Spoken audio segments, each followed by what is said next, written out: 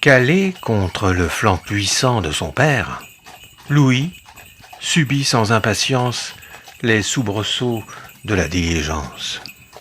Le jour se lève à peine. Il faudra 4 heures pour parcourir les 60 kilomètres de chemin tortueux qui relie Coupvray à Paris. En 1819, Louis a 10 ans. Dans cette diligence qui l'emmène vers son destin, son esprit a cette magie de dérouler les images passées de sa petite vie. Dans la mémoire de Louis est imprimée pour toujours cette maison briarde où il est né le 4 janvier 1809. Ses parents étaient ravis. Bien qu'inattendu, la maman avait déjà 39 ans. Louis, 4e de la fratrie, fut accueilli avec joie. Dès que Louis fut en âge de marcher, il adorait gambader et admirer ce jardin si bien entretenu par ses parents. Son père, Simon, bourrelier de son état, avait des journées bien remplies. Il fabriquait des harnais, des licoles, des sangles et des selles de bas pour les chevaux de trait. Le cheval était indispensable à cette époque pour cultiver la terre, traîner la carriole et la charrue. Simon savait lire et écrire, et rendait donc des services à tous, et se voyait souvent confier des tâches en mairie. La modeste maison comportait néanmoins tout le confort souhaitable à cette époque où la vie à la campagne était très rude.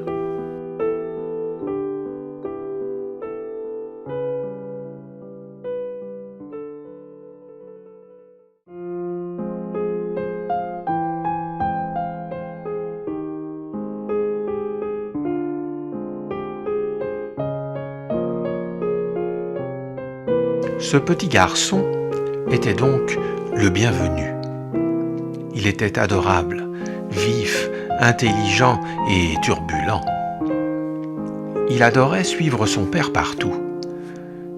Il était admirateur de tout ce qu'il fabriquait et n'avait qu'une envie, l'aider dans sa tâche et jouer avec les nombreux outils que Simon maniait avec une grande dextérité. L'atelier de son père était pour lui le terrain de jeu dont il rêvait. Simon lui en interdisait l'accès hors de sa présence. Trop d'outils dangereux, lui répétait-il souvent.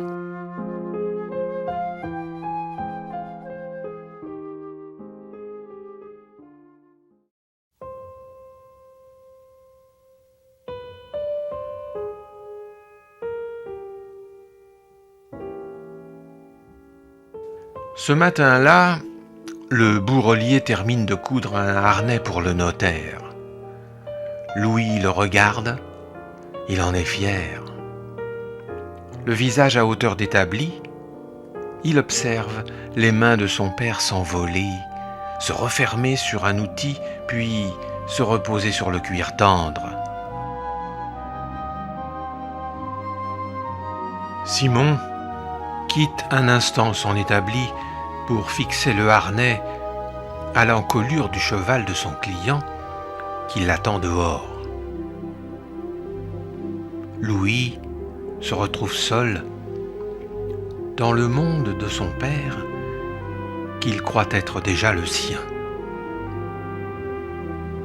Sa maman est partie pour la lessive hebdomadaire.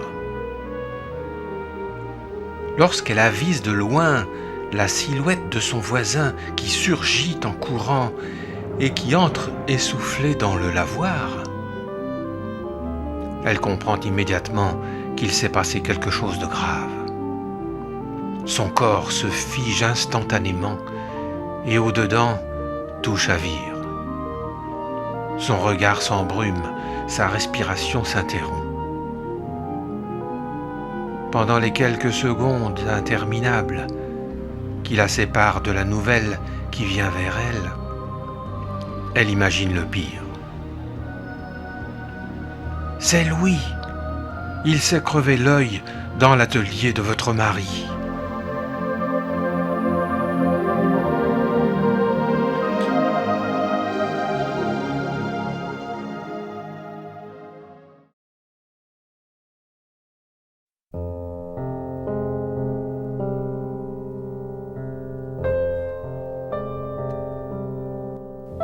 Les jours d'après, les mois d'après, la maison va rester silencieuse. Plus de cavalcade dans l'escalier. On n'entendra plus Louis rire aux éclats, emplissant la maison de sa joie de vivre.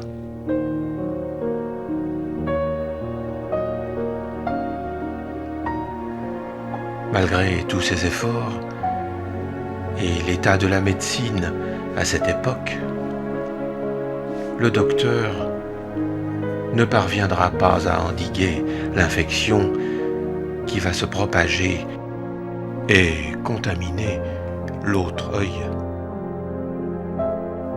En quelques mois, Louis est devenu totalement aveugle.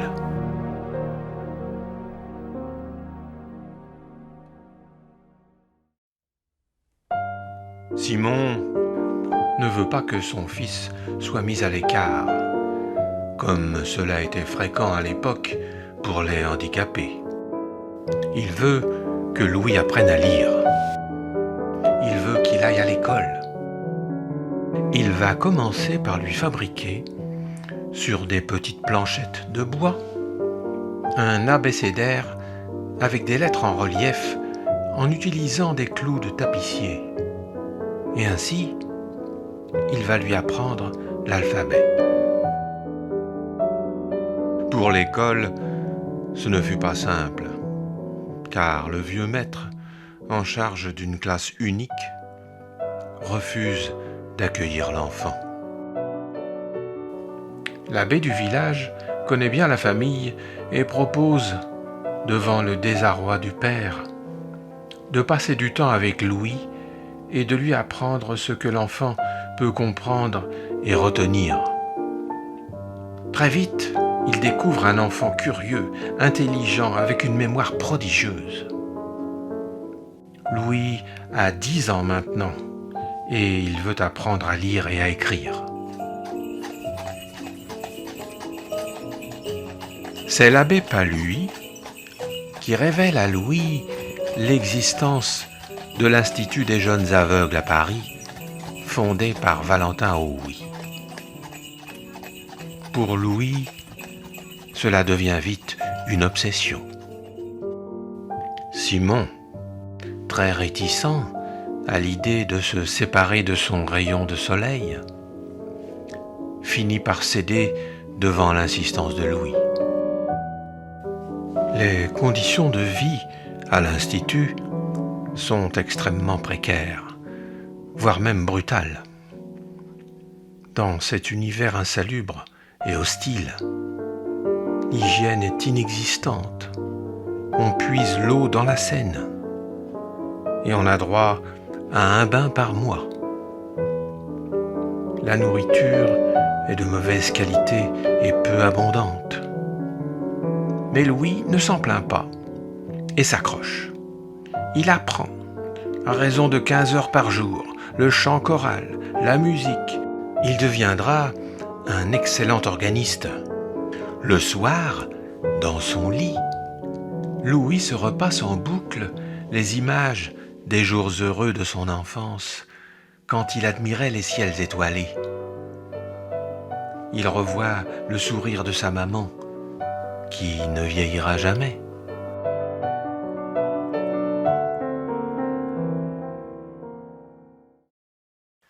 Louis est rapidement devenu le meilleur élève de l'école. Le docteur Pigné, directeur de l'Institut, entend parler des travaux du capitaine d'artillerie Charles Barbier de la Serre et organise une conférence dans la salle de concert. Le système Barbier était composé de 12 points en relief permettant de communiquer dans l'obscurité entre officiers à l'insu de l'ennemi. La rencontre avec Louis fut déterminante. Le relief retient immédiatement son attention, mais il trouve 2 inconvénients majeurs à cette invention.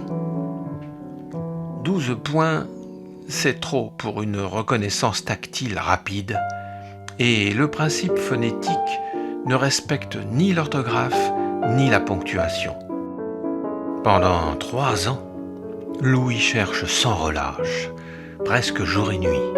Il mettra tout son entourage et même sa famille à contribution. Et il trouvera sa méthode, que nous appelons depuis le braille. Il n'utilise que 6 points, c'est donc fort simple. On écrit avec un poinçon en creux, de droite à gauche. Quand on retourne la feuille, on lit en relief, de gauche à droite, comme tout le monde. Quant à l'alphabet, la ponctuation et les chiffres, ils sont totalement respectés. La méthode est géniale. Nos amis aveugles vont aussi vite à lire avec leurs doigts que nous avec nos yeux.